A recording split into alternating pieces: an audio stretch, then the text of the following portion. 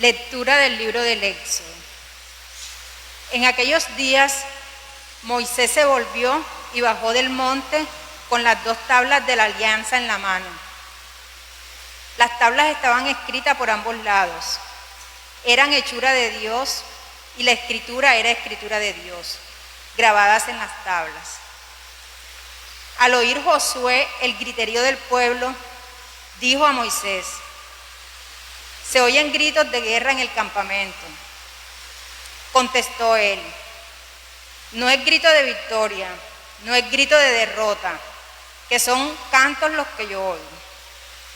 Al acercarse al campamento y ver el becerro y las danzas, Moisés, enfurecido, tiró las tablas y las rompió al pie del monte. Después agarró el becerro que habían hecho, lo quemó y lo trituró hasta hacerlo polvo, que echó en agua, haciéndoselo beber a los israelitas. Moisés dijo a Aarón: ¿qué te ha hecho el pueblo para que nos acarreases tan enorme pecado? Contestó Aarón: no se irrite mi señor, sabes que este pueblo es perverso. Me dijeron: haznos un Dios que vaya delante de nosotros, pues a ese Moisés que nos sacó de Egipto no sabemos qué le ha pasado. Yo les dije: quien tenga oro que se desprenda de él y me lo dé. Yo lo eché al fuego y salió este becerro. Al día siguiente Moisés dijo al pueblo: habéis cometido un pecado gravísimo, pero ahora subiré al Señor a expiar vuestro pecado. Volvió pues Moisés al Señor y dijo: este pueblo ha cometido un pecado gravísimo, haciéndose dioses de oro. Pero ahora, o perdonas su pecado o me borras del libro de tu registro. El Señor respondió: al que haya pecado contra mí, lo borraré del libro. Ahora ve y guía a tu pueblo al sitio que te dije. Mi ángel irá delante de ti, y cuando llegue el día de la cuenta, les pediré cuentas de su pecado. Palabra de Dios. Te alabamos, Señor. Dad gracias al Señor porque es bueno. Gracias al Señor porque es bueno. En Horeb se hicieron un becerro, adoraron un ídolo de fundación, cambiaron su gloria por la imagen de un toro que come hierba. Se olvidaron de Dios su Salvador, que había hecho prodigios en Egipto, maravillas en el país de Can, portentos junto al Mar Rojo. Dad gracias al Señor porque es bueno. Dios hablaba ya de aniquilarlos, pero Moisés, su elegido, se puso en brecha frente a él para apartar su cólera del exterminio.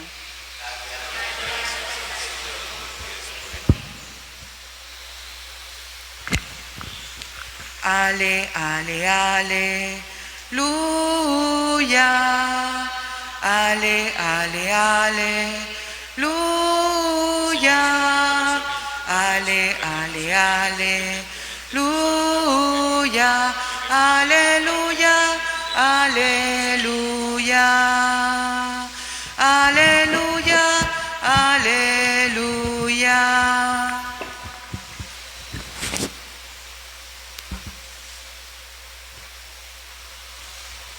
El Señor esté con ustedes. Y con tu espíritu. Lectura del Santo Evangelio según San Mateo. Gloria a ti, Señor. En aquel tiempo, Jesús propuso esta otra parábola a la gente. El reino de los cielos se parece a un grano de mostaza que uno siembra en su huerta. Aunque es la más pequeña de las semillas, cuando crece es más alta que las hortalizas. Se hace un arbusto más alto que las hortalizas y vienen los pájaros a anidar en sus ramas. Les dijo otra parábola. El reino de los cielos se parece a la levadura. Una mujer la amasa con 3 medidas de harina y basta para que todo fermente. Jesús expuso todo esto a la gente en parábolas y sin parábolas no les exponía nada. Así se cumplió el oráculo del profeta. Abriré mi boca diciendo parábolas, anunciaré los secretos desde la fundación del mundo. Palabra del Señor. Gloria a ti, Señor Jesús.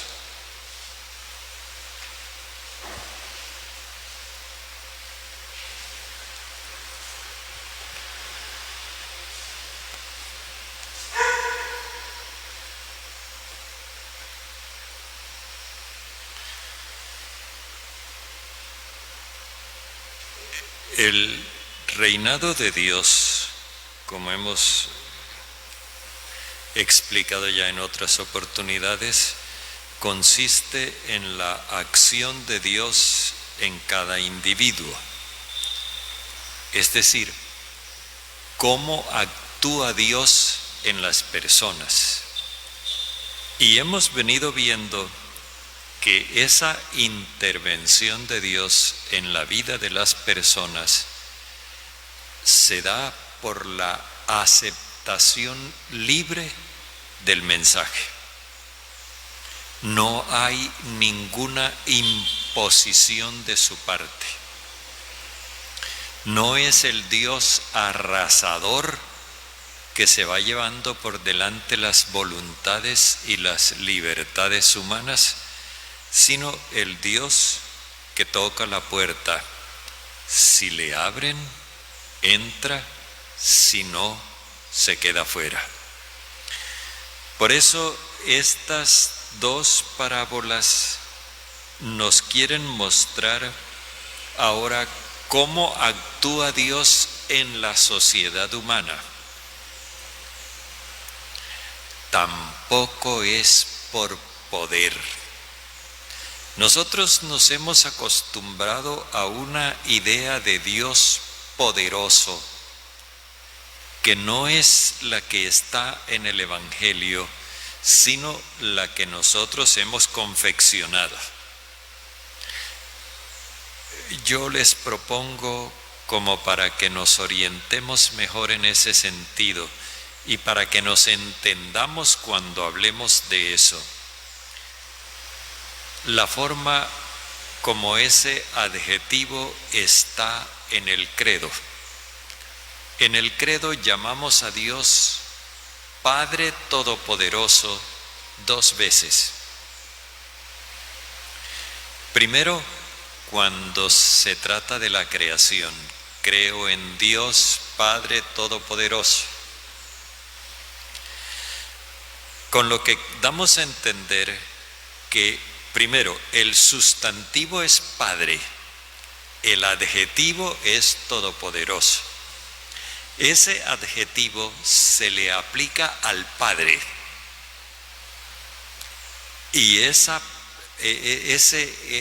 omnipotencia que se le atribuye al Padre se reconoce en el hecho de que Él hace pasar de la nada a la existencia.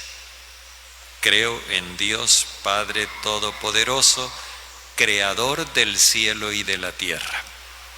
Allí está la primera afirmación de lo que significa la omnipotencia de Dios.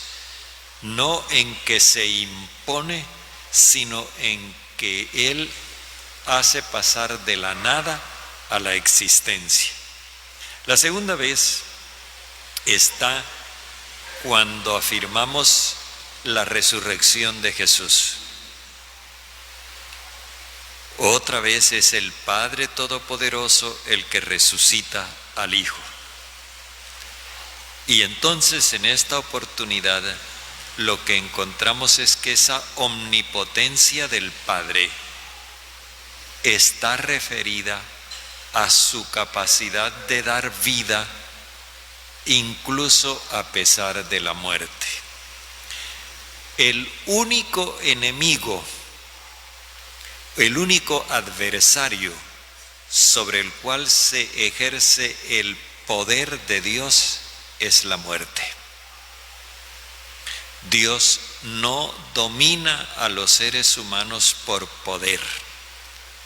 No quiere convencer a los seres humanos con manifestaciones de poder.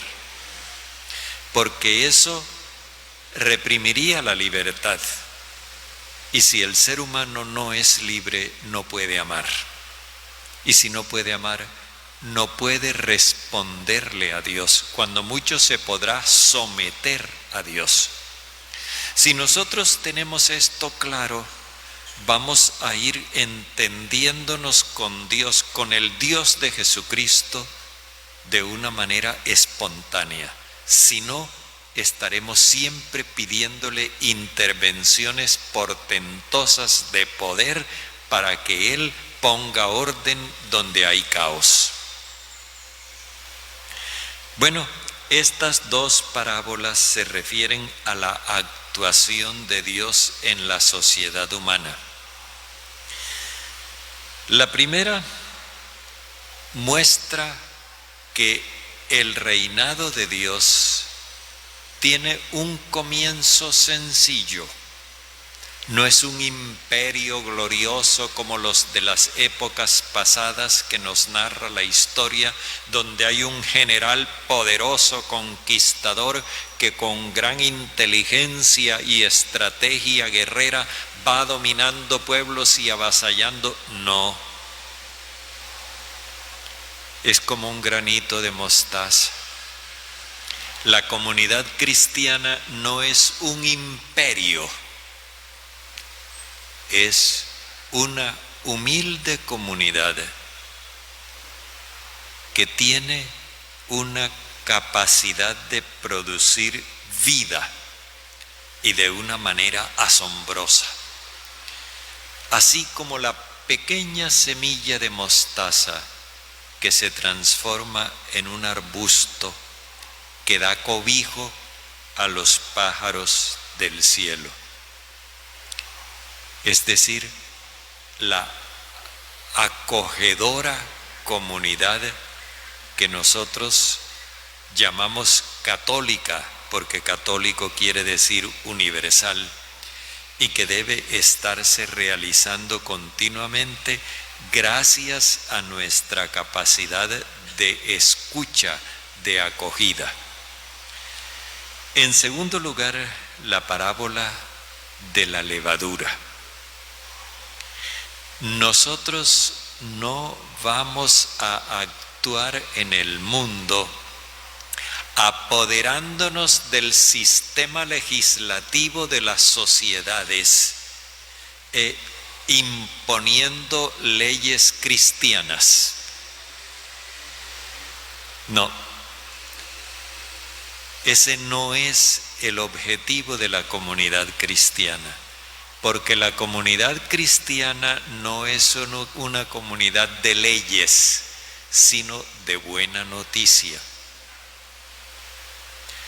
Acaba de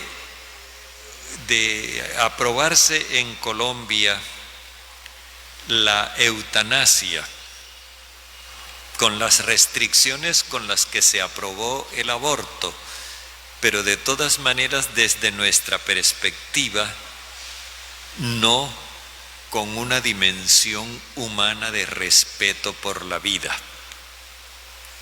Nosotros abogamos por un respeto irrestricto a la vida humana. Nosotros decimos que hay que poner todos los servicios de la medicina, de la ciencia médica, al servicio de la dignidad de la vida humana. Pero las leyes nos llevan por otro lado. Ayer veía una caricatura de un mendigo sentado en un corredor que decía, bueno, ya que no pudimos alcanzar una vida digna, por lo menos tenemos la oportunidad de lograr una muerte digna. No podemos hacer abstracción de la realidad de las sociedades en las cuales la eutanasia se convierte en una opción legal. Sin embargo, nosotros no estamos llamados a apoderarnos del aparato legislativo para imponer leyes que estén de acuerdo con nuestra mentalidad. Estamos llamados a hacer el trabajo que hace la levadura en la masa, fermentar el pensamiento de los hombres desde la perspectiva de los valores del Evangelio y llegar a que las personas por su propia decisión asuman convicciones según las cuales no se van a acoger a las leyes que no estén de acuerdo con su manera de sentir. Hemos conocido personas que a pesar de estar aprobado el aborto en todas las circunstancias, sin embargo, no se han acogido a esa posibilidad y no han querido abortar por cuestión de conciencia. Las leyes pueden abrirnos permisos, pero nosotros tomamos las decisiones. Aquí, la parábola de la levadura tiene un indicio que es interesante. Dice que la mujer la amasa con 3 medidas de harina. Y esta expresión, 3 medidas de harina, aparece 3 veces en la Biblia. Y en las 3 veces se refiere a una empresa que parece imposible. Por ejemplo, cuando Abraham le dice al criado, mezcla 3 medidas de harina y haz una hogaza de pan para atender a los huéspedes que vienen a hacerle la promesa de que Abraham será padre de Isaac, cuando ya él y Sara habían perdido toda esperanza de tener un hijo. Estas 3 medidas de harina nos orientan entonces hacia la tarea de lograr imposibles desde el punto de vista humano. Y eso es algo que todavía nosotros necesitamos aprender a creer, que es posible transformar nuestras sociedades, que es necesario que primero nosotros asumamos el mensaje del amor universal y que luego con ese mensaje en el corazón empecemos a vivir y a infundir valores. Al celebrar la fiesta de los abuelos, pensemos en eso. Nosotros guardamos recuerdos de personas mayores que ejercieron en nosotros un influjo benéfico, un influjo que nosotros hoy agradecemos y que nos permitió conducirnos en medio de la tempestad sin dejarnos arrastrar por la corriente. Eso es precisamente lo que necesitan las generaciones que vienen. Pero nosotros solamente podremos hacerlo si asumimos ese reinado de Dios y al mismo tiempo nos convertimos en agentes del reino de Dios. Sin alardes, sin presunciones, sin delirios de grandeza, simplemente como la semilla de mostaza, como el pellizco de levadura en la masa.